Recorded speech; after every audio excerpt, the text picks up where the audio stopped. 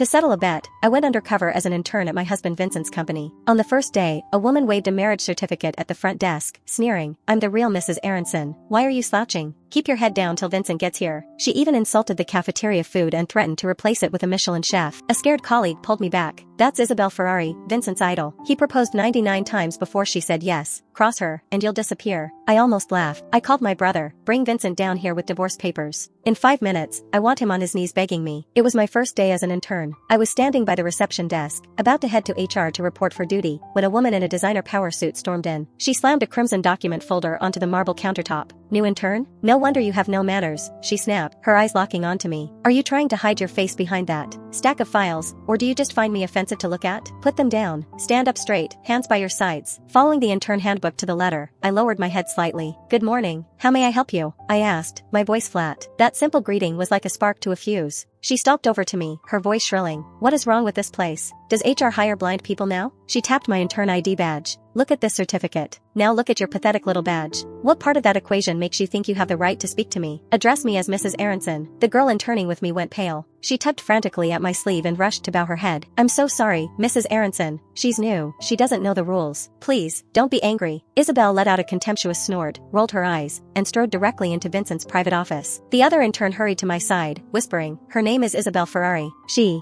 Vincent's old flame, the one he cherishes most. Don't ever cross her. All she has to do is whisper in his ear at night, and we won't even make it past our probation period." I was taken aback. There was only one copy of Vincent Aronson's marriage certificate, and it was supposed to be resting quietly in the safe in our apartment. Why would he allow this woman, this Isabel, to parade a fake certificate around his company and act like she owned the place? I pushed the question down. For now, my priority was to complete my internship and observe Vincent's management skills. This was also the perfect opportunity to see just how far he would let this self-proclaimed Mrs. Aronson go. The moment the lunch break began, Isabel buzzed the administrative department's internal line. I picked it up. Her piercing voice crackled through the receiver. "I need a hand-ground coffee, Jamaican Blue Mountain, water at exactly 185 degrees. Bring it to my office. Now." I went to the break room quietly, but hand-grinding the company's premium beans took time. I was delayed by 5 minutes. Just 5 minutes. It was enough for her to fly into a rage. When I rushed to her with the coffee, she swatted it out of my hand. "Is everyone in your department dead? Look at the clock. You are 5 minutes past the optimal drinking window. Do you have any idea how much the flavor profile degrades with that temperature drop?"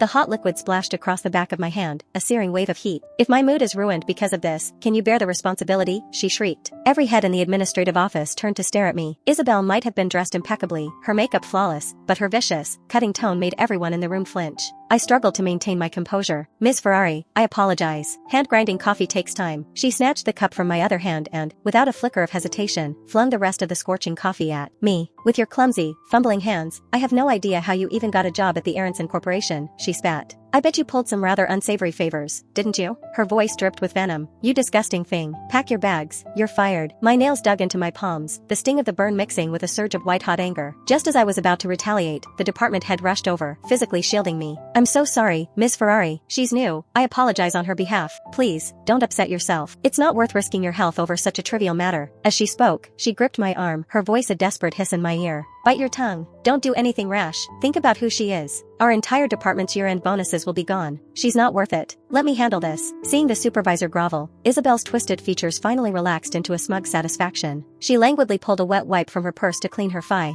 "Ingers, humph. At least the supervisor has some sense." Her tone was dripping with arrogance. "Come on, I'm taking you all to inspect the cafeteria." "Inspect the cafeteria? What right did an outsider have to inspect the company's internal facilities?" "Miss Ferrari, the company has strict regulations for the cafeteria. Non-employees are not permitted entry." I began, unable to stop myself. Before I could finish, my supervisor yanked my arm again. "Don't you get it? She's the apple of his eye," she whispered fiercely. "You can cross Mr. Aronson and maybe survive, but if you cross her, you won't even know what hit you. He spoils her rotten. The rumor around the company is that she is the true mistress of the Aronson Corporation. Our jobs are in her hands. You're still an intern. Don't throw your career away." The mistress of the Aronson Corporation? As the actual wife, this was news to me. Seeing me frozen in place, Isabel assumed I was terrified and let out a derisive laugh. "Oh, that's this? You hear Mr. Aronson's name and you're too scared to move? Let me tell you something. A man like Vincent Aronson is completely out of your league. You're a bottom-feeder intern. One word from him, and you'll be blacklisted from this entire industry. Understand?" In the brief moment of my silence, Isabel had already swaggered into the employee cafeteria. "My God, what is this garbage you people eat?" she exclaimed, pinching a piece of braised pork from a tray with 2 fingers before dropping it in disgust. Then, she pulled a thermal lunchbox from her Hermes bag and slammed it on the serving counter. "Seeing as you poor things have probably never eaten anything decent, I'll be generous.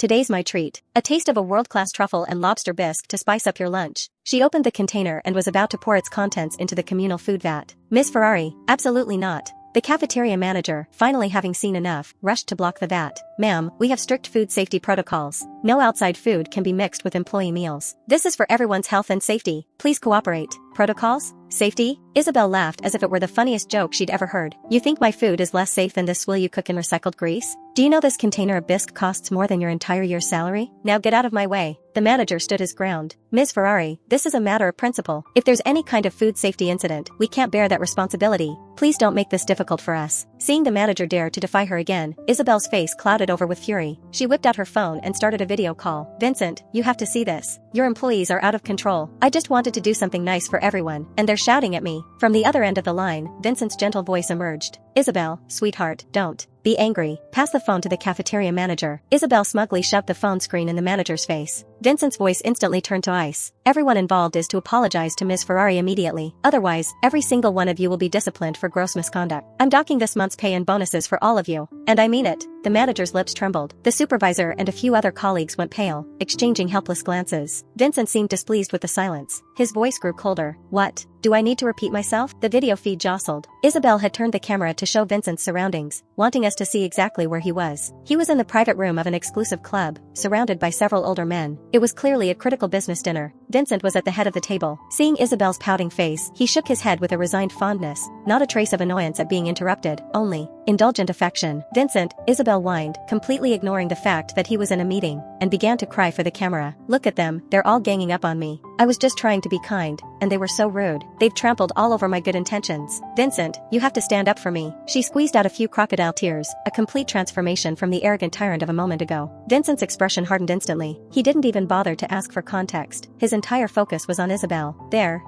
don't cry. You'll ruin your makeup. It's such a small thing. Is it worth getting so upset? I'm here. No one gets to bully you. He soothed her gently before his eyes lifted to look at us, his tone dropping to absolute zero. Are you all deaf? I am ordering you to do as Isabel says. Apologize. Now, if I don't see you complying in 3 seconds. Before he could finish his threat, I walked directly in front of the phone. My FAC, along with the red, scalded skin on the back of my hand, appeared sharp and clear on the screen. Vincent Aronson, I said, my voice dangerously calm. Are you sure you want me to be the one to apologize?